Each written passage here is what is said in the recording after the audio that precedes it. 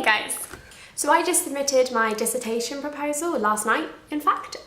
Really got that last minute adrenaline rush going. I live for it. I live for the thrill. What I'm going to be focusing on is centered around the early romantic and sexual experiences of lesbian and bisexual young women. There's quite a lot of research into this area for heterosexual teens, but it tends to get pretty quiet around same-sex attraction because, obviously. The area that really interests me is how a central theme across a lot of lesbian or bisexual coming out stories is how for a long time these women struggled to identify what they were feeling as desire. Like, oh my gosh, I care so much about this girl, I want to spend all my time with her and she makes me nervous and I want to hold her hand. Must be how everyone feels. But I'm a cheerleader.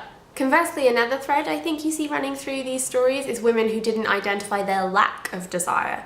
Like, my boyfriend is my best friend and, that's fine, that's enough, even if kissing him sure does suck. Like, if you're here, I'm assuming that you've seen Imagine Me and You, and it's that, isn't it? It's like, my fiancé is fine and he'll do until I meet a hot lady florist. It's relatable stuff. Some people are of course just asexual or not that into kissing, but a lot of people are fed the line that women are just inherently less sexual than men and so don't see that they have a lack of affection, they just attribute it to the apparently lower female libido. In the research that does exist into this, it's suggested that about between half and 3/4 of gay identified women have been with men in some capacity, and whilst that's quite a general finding, the same studies tend to suggest it's much lower for men with the same orientations, so more like 30%. One explanation for this that's kind of thrown around is the idea that women are just a bit more sexually fluid than men, and I don't want to discount that entirely because I do think that it's maybe considered more acceptable for women to experiment than it is for men, but I don't think it goes the full way to explaining what's happening here. And I also think, as a sociologist, just assuming anything comes back to like natural biology is usually just like really lazy and not a good explanation.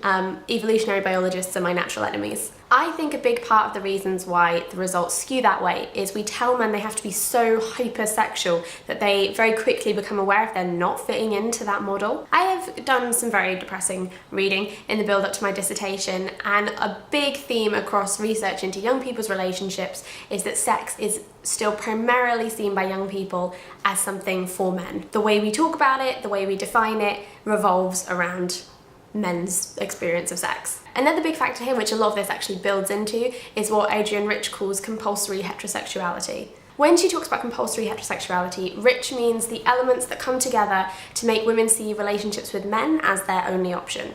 If you look back at old laws about homosexuality, they often didn't account for female homosexuality because people just couldn't comprehend that such a thing could exist. Like, two women? How would anything get done? Who changes the light bulbs or reminds them to have perfunctory sex? Chaos.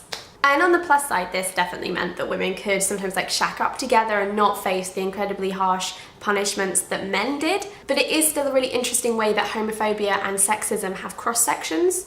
It's the 18th century version of how do lesbians have sex? Society has also put in a lot of work to let us know that sex isn't supposed to be good for women. Because we have things like porn, which statistically is much more likely to show male pleasure, or we construct our narratives around virginity loss as like a triumph for a boy but something painful, an ordeal for a girl. It kind of follows that girls who find themselves cold when it comes to boys could be like, guess I'm just a frigid bitch. Like, I guess I'm just Cher Horowitz declaring that all guys look like they just fell out of bed and put on some baggy pants and take their greasy hair and cover it up with a backwards cap and we're expected to swoon? I don't think so. I'm not saying that Cher Horowitz's story is necessarily one of a girl who's a victim of compulsory heterosexuality, but she does tick a lot of the boxes, and it is kind of what I'm saying. Also, going back to the idea of sexual fluidity, I think it's worth asking why we think it's maybe a bit more okay for women to sexually experiment. And I think it might be a little bit because we don't take female sexuality very seriously. So feel quite comfortable undermining same-sex affections as just a phase that aren't as important as your romances with men. Like, we're all just gal pals, and if you look at a lot of media, it does reinforce the idea that female relationships stop at best friends. If you take a movie like Bend It Like Beckham, which was supposed to be about two girls falling in love, but it can't get made, so instead you get this really intense female bond, and then this like superfluous relationship with a guy. I would also like to put on the table Whip It and When Marnie Was There. I was sure they were in love, and then boom, they hit me with gal pals. To me, the idea that these stories need to have a boy-girl relationship to be worth hearing, or that there's nothing more to see in these intense female bonds than friendship, is part of compulsory heterosexuality. It's part of the undermining of female sexuality. It's part of why a lot of gay and bisexual women struggle to identify what it is that they're feeling. And it's part of why I don't trust anything that's been teased as being a little gay until I see cold, hard evidence. I spent the first like 10-15 minutes of San Junipero like, okay, when's this show gonna betray me? When are these two gonna call themselves best friends? I would love to hear in the comment section what you think, and also the worst time you were burned by the gal pals phenomena. And I will see you guys again soon. Also, sorry for not making any videos for 3 weeks. I moved house.